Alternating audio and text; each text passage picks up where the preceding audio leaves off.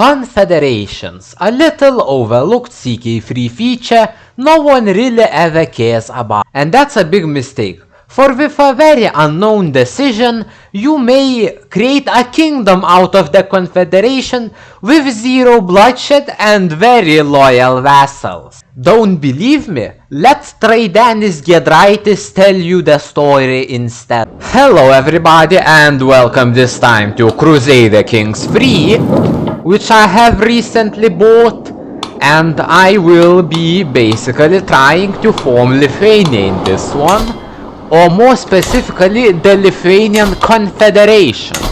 Currently I can't yet do this, as I must become a diplomat, so in the time of waiting I will be making friends with everybody around me.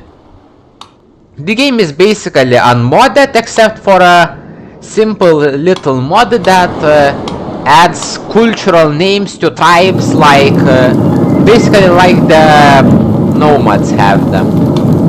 So like we have the Krivichi Russians or the Rurikid Norse or whatever else, or the Wisla Poles, things like that.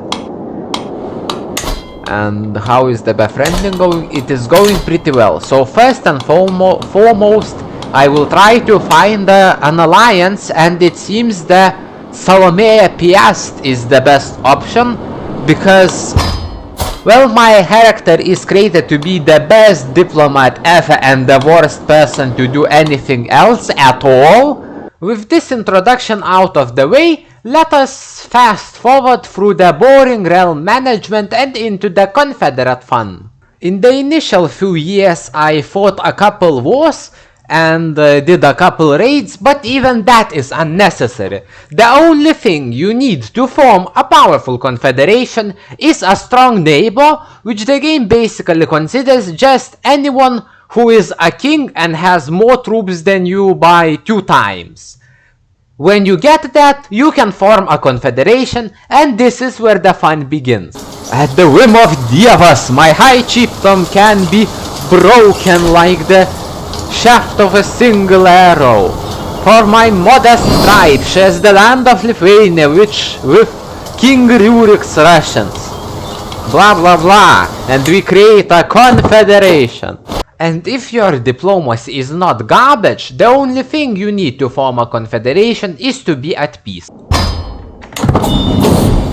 With High Chieftain Palemon's Lithuanians and the warriors of Samogitia surrounding us, we mingle blood and promise confederation.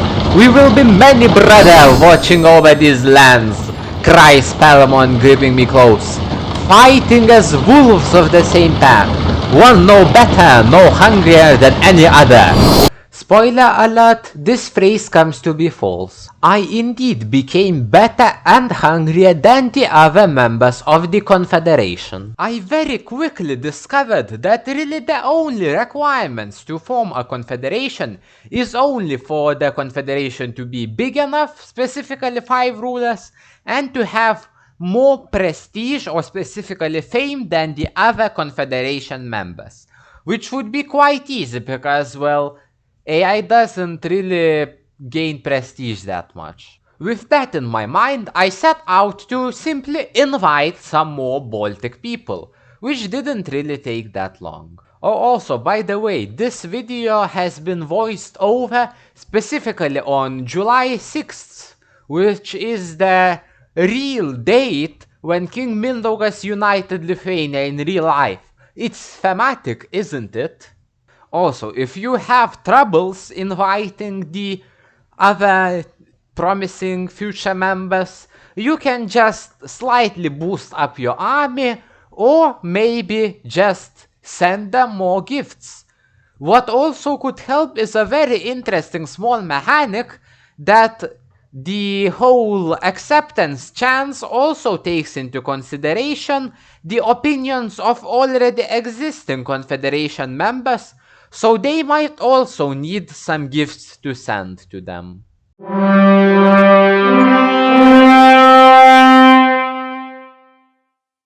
After about 10 years of farming prestige, let's look at our beautiful land, and we will get a kingdom, not a de jure kingdom, but a confederation elective where vassals hold the real power. Because what was once a bond of necessity must become greater. Let the leaders become the lords, with me as their king. Let them see the new king.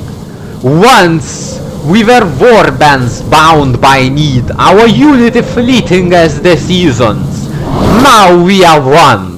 The warriors who rode by my side kneel before my throne. Let them say my name. The kingdom is born. And the trash map color. And that's pretty much it.